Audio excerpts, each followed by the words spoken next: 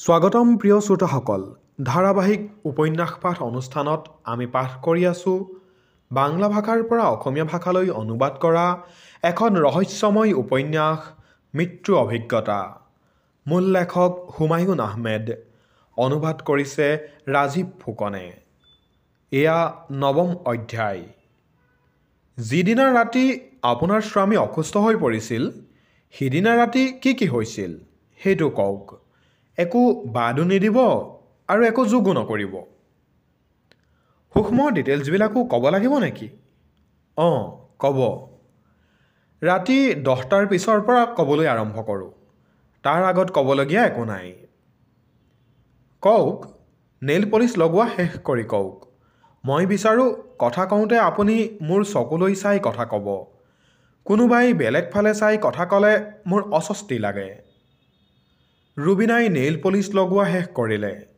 দুয়োখন হাত মেলি এবাৰ চাই ল'লে তাৰপিছত ক'বলৈ আৰম্ভ কৰিলে ৰাতি 10টাৰ আগতেই আমাৰ খোৱা বোৱা হৈ যায় আমি নিজে নিজৰ কাম আৰম্ভ কৰোঁ ভালকৈ কওক কি আমি নিজে নিজৰ কাম আৰম্ভ কৰোঁ ৰুবিনাই চিগাৰেট জ্বলাই কথা কৈ আছিল মই খলিলতকৈও বেছি আগ্ৰহেৰে শুনিবলৈ ল'লোঁ ৰুবিনাই এতিয়া যি কথা ক'বলৈ ওলাইছে তাৰ স্মৃতি মোৰ নাই এই প্ৰথম শুনিছোঁ ৰুবিনাই ক'লে আমি কোনে কি কৰিছিলোঁ সেইটো ক'বলৈ কৈছেতো কৈছোঁ মোৰ কন্যা পলিন অটিষ্টিক তাই বহু ৰাতিলৈকে সাৰে থাকে কম্পিউটাৰত গেম খেলে ফেচবুক খুলি বহি থাকে তাইৰ ফেচবুকৰ বন্ধুৰ সংখ্যা 4018 সিহঁতৰ প্ৰত্যেকৰে নাম তাই জানে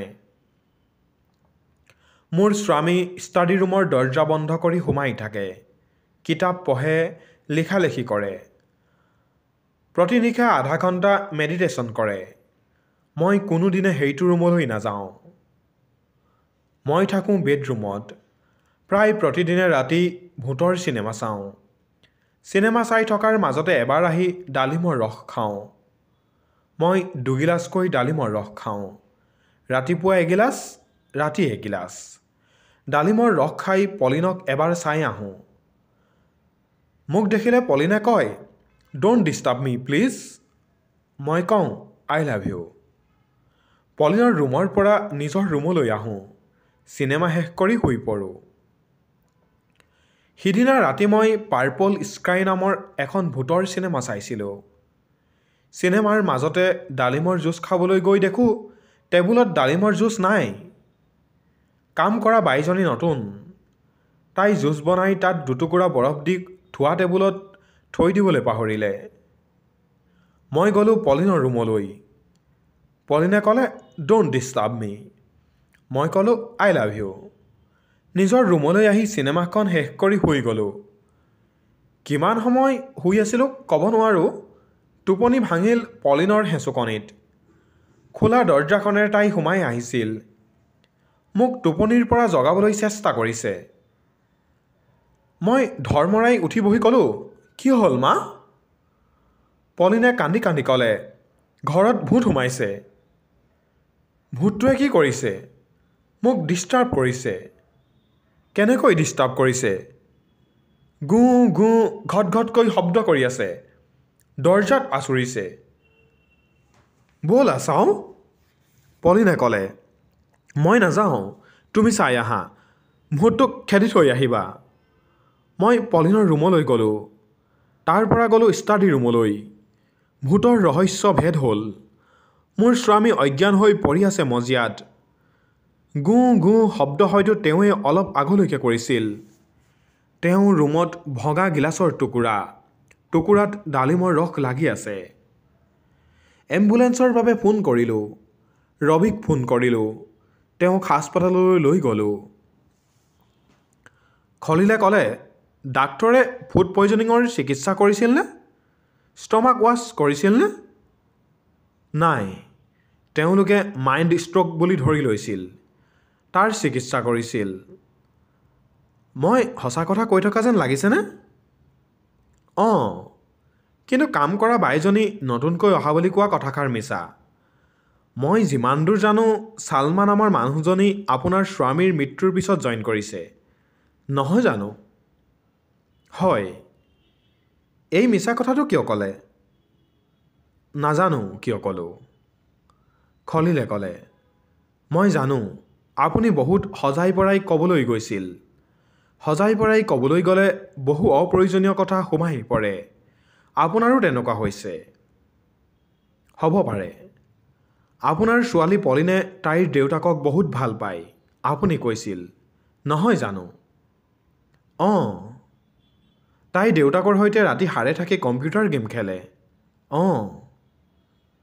তাইৰ ৰুমৰ কাষতেই দেউতাকৰ ৰুম।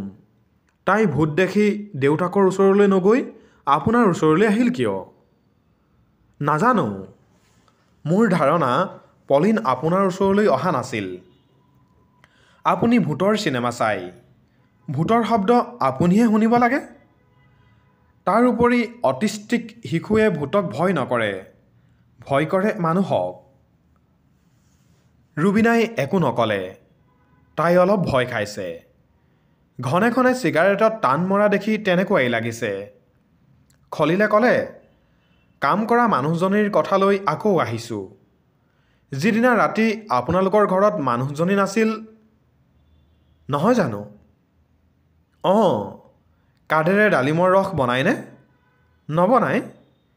তেনেহ'লে মই ধৰি ল'ব পাৰোঁ যে ডালিমৰ ৰস সিদিনা আপুনি বনাইছিল। ধৰি ল'ব পাৰে। বাৰু এনেকুৱাও হ'ব পাৰে নেকি সিদিনা ৰাতি আপোনাৰ ডালিমৰ ৰস খাবলৈ মন যোৱা নাছিল? আপুনি গ্লাছটো স্বামীৰ ওচৰলৈ লৈ গ'ল। ডালিমৰ ৰসখিনি নষ্ট হোৱাতকৈ তেওঁকেই খাই পেলাবলৈ ক'লে। ৰুবিনাই কঠোৰ মাতেৰে ক'লে, আপুনি কি প্ৰমাণ কৰিব খুজিছে? সিদিনা ৰাতি মই ডালিমৰ ৰস বনাই তাত বিষ মিহলাই মোৰ স্বামীক খুৱাইছিলোঁ।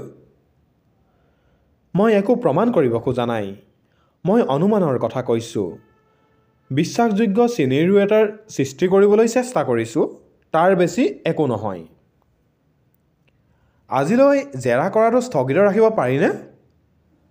জেৰাটো মই কৰা নাই। জেৰা কৰিব উকিলে। আপুনি কাঠগড়াত থিয় হৈ থাকিব। উকিলে এটাৰ ওপৰত এটা প্ৰশ্ন কৰিব। বহুত জঘন্য প্ৰশ্ন কৰিব। ক্ৰিমিনেল লয়াৰে ধুনীয়া তিৰোতা পালে লেতেৰা প্ৰশ্ন কৰিবলৈ ভাল পায়। উকিলৰ জঘন্য প্ৰশ্নৰ পৰা বচাৰ একমাত্ৰ উপায় হ'ল স্বীকাৰোক্তিমূলক জবাববন্দী দিয়া। ৰুবিনাই ক'লে, তাৰ পিছত হাঁহি মুখে ফাঁচি কাঠত ওলমি দিয়া নহয় জানো? খলিলে ক'লে, মহিলাক মৃত্যুদণ্ড দিয়াৰ ক্ষেত্ৰত আদালত কিছু নমনীয়। আপুনি এইটো প্ৰমাণ কৰিবলৈ চেষ্টা কৰিব যে আপোনাৰ স্বামীয়ে আপোনাক শাৰীৰিক আৰু মানসিকভাৱে নিৰ্যাতন চলাইছিল। ঘৰত ৰূপৱতী পত্নী থকাৰ পিছতো তেওঁ বেশ্যাগমন কৰিছিল। বন্ধ কৰা ছোৱালীবোৰৰ লগত তেওঁৰ শাৰীৰিক সম্পৰ্ক আছিল। এইবিলাক দেখি শুনি আপোনাৰ মগজুৱে কাম নকৰা হৈ গৈছিল। ভাবি চাব বাইদেউ, মই উঠোঁ। অহাকালি মেজিষ্ট্ৰেটৰ ওচৰত জবানবন্দী দিব। এটা সৰু বেয়া খবৰ আছিল। খবৰটো দিমনে?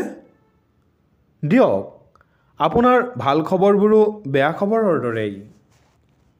খলিলে উঠি ক'লে, বেছি ডাঙৰ খবৰ অৱশ্যে নহয়। আপোনাৰ স্বামীৰ ডেড বডি লৈ যে মাইক্ৰ'বাছখন গৈছিল সেইখন খাদত পৰি গৈছে। কাদেৰৰ ভৰি ভাঙিছে। তাক হস্পিটেললৈ নিয়া হৈছে। ৰুবিনাই হুহুৱাই হাঁহি উঠিল। মোৰ নিজৰো হাঁহি উঠিছিল। ৰুবিনাই হহা কাৰণটো খলিলে ধৰিব পৰা নাছিল। তাক অলপ বিব্ৰত হৈ পৰা যেন লাগিল। কাদেৰে যিমানবাৰেই মাইক্ৰ'বাছ বা বাছত উঠি ঢাকাৰ বাহিৰলৈ গৈছে প্ৰতিবাৰেই এক্সিডেণ্ট হৈছে আৰু প্ৰতিবাৰেই তাৰ ভৰি ভাঙিছে। কথাটো কাকতলীয়া নে বোধৰ অগম্য অন্য কিবা? ৰুবিনাই গা লৰাই লৰাই হাঁহিছে। এনেকুৱা হাঁহিৰ এটা নাম আছে। কেৱল ওঠৰ হাঁহি নহয়, সৰ্বাংগৰ হাঁহি, ঢেকঢেকনি। খলিলে ক'লে, আপোনাৰ ছোৱালী পলিনৰ বিষয়ে জানিব খোজোঁ। তাই আপোনাৰ পূৰ্বৰ হাজবেণ্ডৰ ফালৰ নেকি? ৰুবিনাই ক'লে, মই এবাৰেই বিয়া কৰাইছোঁ। মোৰ পূৰ্বৰ হাজবেণ্ড বুলি কোনো নাই। তেনেহ'লে পলিন কোন? পলিন মোৰ ভনীৰ ছোৱালী। পলিনৰ জন্মৰ সময়ত তাইৰ বিয়া হোৱা নাছিল। পলিনৰ জন্মটো তাইৰ কাৰণে ডাঙৰ সমস্যা আছিল। পলিনক মোৰ লগত লৈ আহি মই তাইক উদ্ধাৰ কৰোঁ। পলিনে মোকেই তাইৰ মাক বুলি জানে। আপোনাৰ ভনীজনীৰ বিষয়ে কওক। তাই আমেৰিকাত থাকে, বিয়া হৈছে, সুখত আছে। এই হত্যাকাণ্ডটোৰ লগত তাই কোনো পধ্যে জড়িত নহয়, গতিকে তাইৰ বিষয়ে আৰু একো নকওঁ। আপুনি যেনেদৰে পলিনৰ মাক হ'ল, আপোনাৰ স্বামী কিয় দেউতাক নহ'ল? মই বিচৰা নাছিলোঁ। মোৰ স্বামী এজন পবিত্ৰ মানুহ। অপবিত্ৰ কোনো বস্তুৰ সৈতে তেওঁ যুক্ত হওক, সেইটো মই বিচৰা নাছিলোঁ। নিজে অপবিত্ৰ বস্তুৰ সৈতে যুক্ত হৈ থকাত আপোনাৰ আপত্তি নাই, নহয় জানো? গাড়ী খাদত পৰা বুলি শুনিলে ভাৱ হয় গিৰিখাদ। প্ৰথম যেতিয়া শুনিলোঁ মোৰ ডেড বডি কঢ়িয়াই নিয়া মাইক্ৰ'বাছখন খাদত পৰিছে, তেতিয়া ভাবিছিলোঁ ভয়ংকৰ কিবা ঘটিছে। এতিয়া মই ঘটনাস্থলীত আছোঁ। তেনেকুৱা একো ঘটা নাই। ৰাস্তাৰ কাষৰ নৰ্দমাত পৰি গৈছিল। ঠেলাঠেলি কৰি গাড়ীখন উঠোৱা হৈছে। ড্ৰাইভাৰে ষ্টাৰ্ট দিবলৈ চেষ্টা কৰি আছে। ইঞ্জিনটোৱে ঘৰ ঘৰ শব্দ কৰি বন্ধ হৈ গৈছে। কাদেৰক হস্পিটেললৈ নিয়া বুলি শুনিছিলোঁ। কথাটো মিছা। সি ভৰিখন অলপ সময় হেঁচি ধৰি থাকি গেঙনিৰ শব্দ কৰিছে। তাৰ গাৰ বৰণ নীলা পৰি গৈছে। অক্সিজেনৰ অভাৱ হ'লে মানুহৰ বৰণ নীলা হয়। কাদেৰৰ সঁচাকৈয়ে অক্সিজেনৰ অভাৱ হৈছে। তাক সোনকালেই হস্পিটেললৈ নিয়া দৰকাৰ।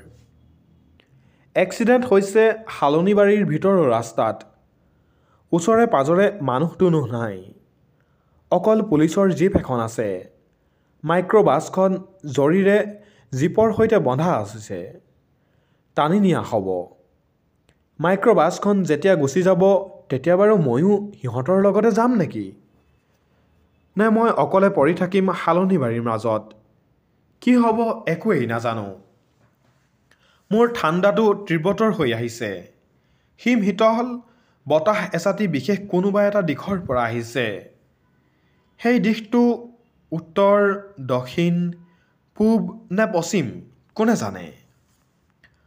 পুলিচৰ জীপে মাইক্ৰ'বাছখন লৈ গ'ল। মাইক্ৰ'বাছৰ ভিতৰত মোৰ ডেড বডি। মই বা মোৰ চেতনা একে ঠাইতে পৰি ৰ'লোঁ। এয়া জানো উচিত হৈছে? কিমান সময় পৰি থাকিব লাগিব? প্ৰিয় শ্ৰোতাসকল, পৰৱৰ্তী অধ্যায় তথা অন্তিম অধ্যায়লৈ অপেক্ষা কৰক। ধন্যবাদ।